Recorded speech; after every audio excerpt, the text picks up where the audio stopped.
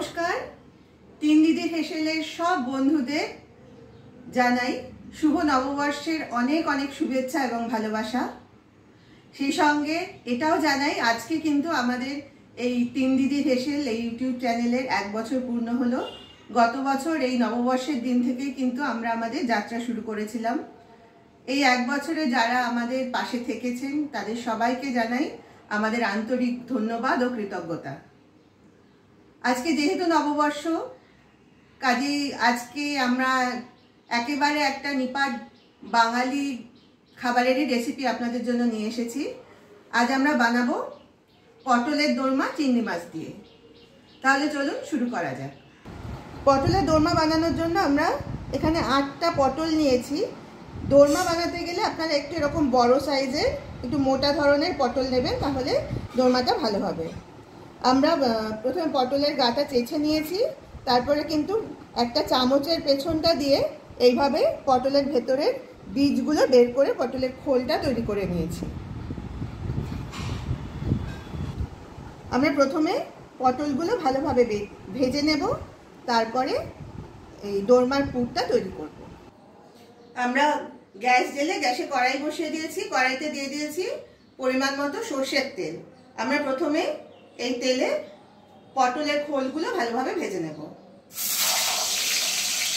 আমরা কিন্তু পটলের মধ্যে আগে নুন হলুদটা মাখিয়ে রেখেছিলাম, তাই এখন আর সেটা দেবার প্রয়োজন নেই। পটলগুলো যতক্ষণ ভাজা হচ্ছে তার মধ্যে আমরা একটা মশলা রেডি করে নিচ্ছি। এখানে একটা মিক্সারের জার নিয়েছি, তার মধ্যে আমরা কিছু মশলা যোগ করব। প্রথমে দিয়ে দিচ্ছি সাদা সর্ষে, 1.5 চামচ মতো, বড় চামচের 1.5 চামচ মতো সাদা সর্ষে দিলাম। এবার নেওয়া হয়েছে কালো সর্ষে, কালো সর্ষেও 1.5 চামচ মতো দিলাম বড় চামচের। এবার নিচ্ছি পোস্ত, পোস্ত বড় চামচের 1.5 চামচ মতোই নেওয়া হলো।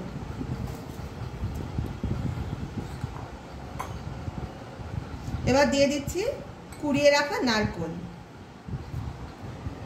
ওই বড় চামচের 2 চামচ মতো নারকেল করে দেওয়া হলো।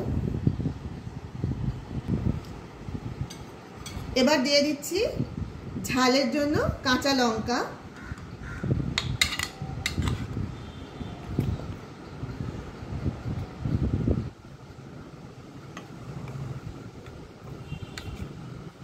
আর পটলের দানাগুলো যে বের করা হয়েছিল সেগুলো এর সাথে আমরা বেটে নেব।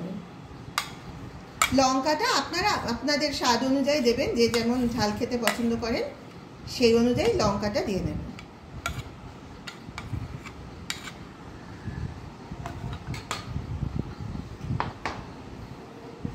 এবার এই সব উপকরণগুলো আমরা মিক্সিতে ভালোভাবে বেটে একটা পেস্ট তৈরি করে নেব। আমাদের কিন্তু মশলার পেস্টটা রেডি হয়ে গেছে, এটা এখন রেখে দিচ্ছি।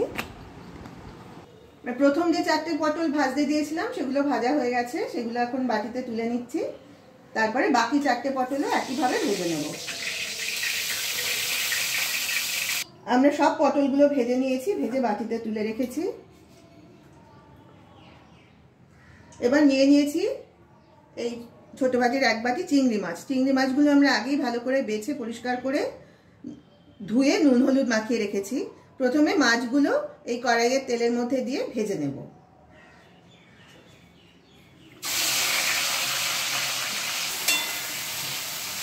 আমাদের চিংড়ি মাছগুলো ভাজা হয়ে গেছে, এগুলো এবার আবার বাটিতে তুলে নিচ্ছি।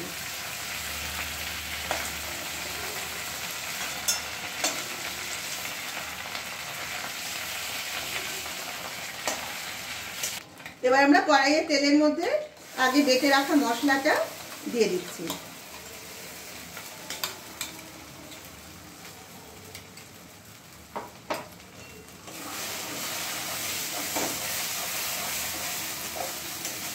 মশলাটা প্রথমে খুব ভালোভাবে কষিয়ে নেব।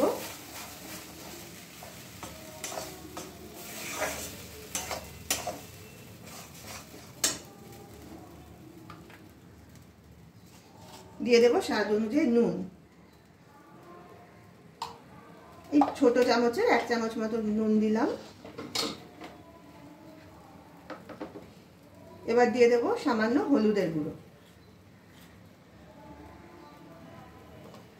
নুন হলুদটা ভালোভাবে মিশিয়ে পুরো মশলাটা খুব ভালো করে কষাতে হবে।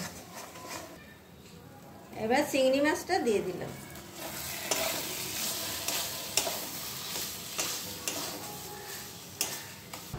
পুরের মশলাটা যতক্ষণ কষা হচ্ছে তার মধ্যে আমি গ্রেভির মশলাটা তৈরি করে নিচ্ছি। এখানে আমি মিক্সিং জারে নিয়ে নিয়েছি একটা বড় টমেটো ছোট করে কেটে নিয়েছি, 1 ইঞ্চি পরিমাণ আদা সেটাও কুচিয়ে নিয়েছি, আর 2টো কাঁচা লঙ্কা দিয়েছি। এটা আমি মিক্সিতে বেটে একটা পেস্ট তৈরি করে রাখবো। আমাদের আদা টমেটো আর কাঁচা লঙ্কার পেস্টটা কিন্তু তৈরি হয়ে গেছে। এটা এক সাইডে রেখে দিচ্ছি। এবার আমি আরেকটা মশলার পেস্ট তৈরি করব। তার জন্য প্রথমে দিয়ে দিলাম এই বড় চামচের 1-3 চামচ মতো হলুদের গুঁড়ো, দিলাম 1/2 চামচ ধনে গুঁড়ো,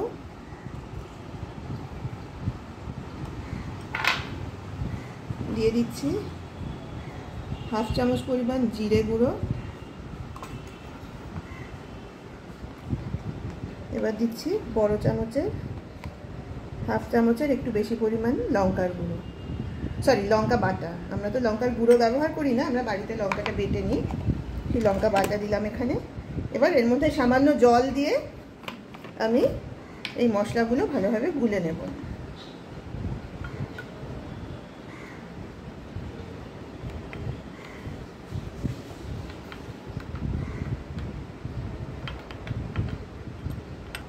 দোরমার পুরটা কিন্তু রেডি হয়ে গেছে।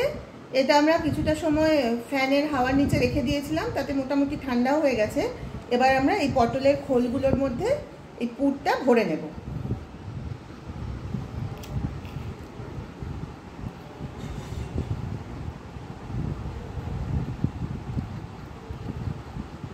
খুব সাবধানে পুরটা ভরবেন যাতে পটলগুলো ফেটে না যায়।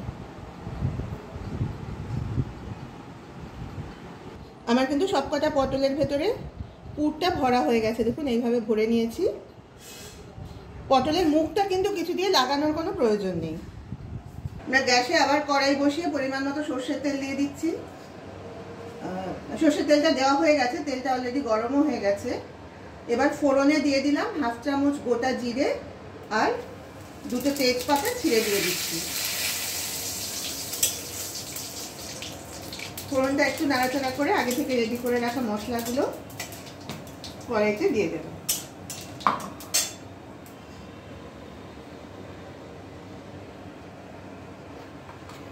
প্রথমে দিয়ে দিচ্ছি আদা টমেটো আর কাঁচা লঙ্কার পেস্ট।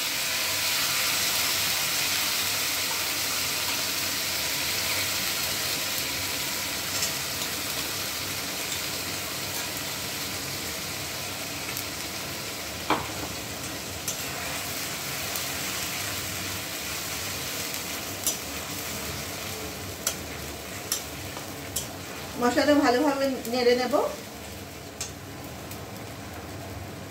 এবার দিয়ে দিচ্ছি তৈরি করে রাখা গুঁড়ো মশলার পেস্টটা।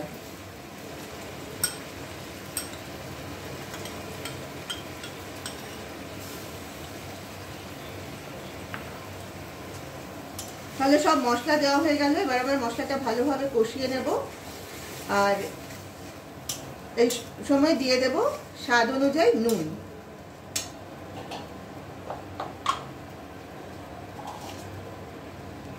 ছোট্ট চামচের 1 চামচ মতো নুন এখানে দিয়ে দিলাম।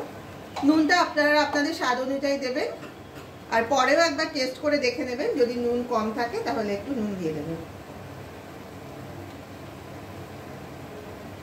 এবার দিয়ে দিলাম সামান্য পরিমাণ চিনি, ওই ছোট চামচের 1/2 চামচ মতো চিনি এখানে যোগ করলাম। এবার পুরো মশলাটা ভালোভাবে কষিয়ে নেব। যখন মশলা থেকে তেলটা ছেড়ে আসবে তখন কিছুটা জল যোগ করবো ঝোলের জন্য। তবে এই রান্নায় কিন্তু খুব বেশি ঝোল থাকবে না, ওই পটলের গা মাখা মাখা একটু সামান্য ঝোল থাকবে। আমাদের মশলাটা ভালোভাবে কষানো হয়ে গেছে। এবার কড়াইতে কিছুটা জল দিয়ে দিলাম। এই ছোট বাটির 1 বাটির একটু কম পরিমাণে জল এখানে দিলাম। এবার এই ঝোলটা ফুটে উঠলে পুর ভরা পটলগুলো আমি কড়াইতে দিয়ে দেবো।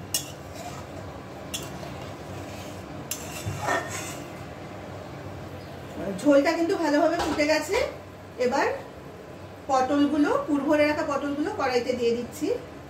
পটল দেওয়ার পরে কিন্তু খুব বেশিক্ষণ ফোটাবেন না, তাহলে কিন্তু পুরটা বেরিয়ে আসবে।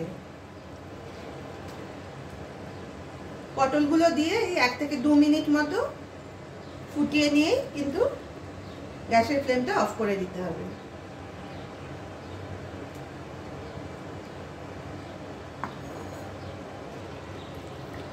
পটলটা কিন্তু 2 মিনিট ফোটানো হয়ে গেছে, আর আমরা ফোটাবো না, তাহলে কিন্তু ভেতরের পুরটা বেরিয়ে আসতে পারে। এবার দিয়ে দিচ্ছি গরম মশলার গুঁড়ো,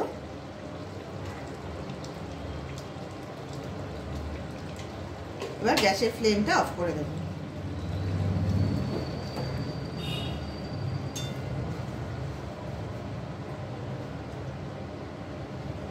তাহলে আমাদের পটলের দোরমা কিন্তু একেবারে তৈরি।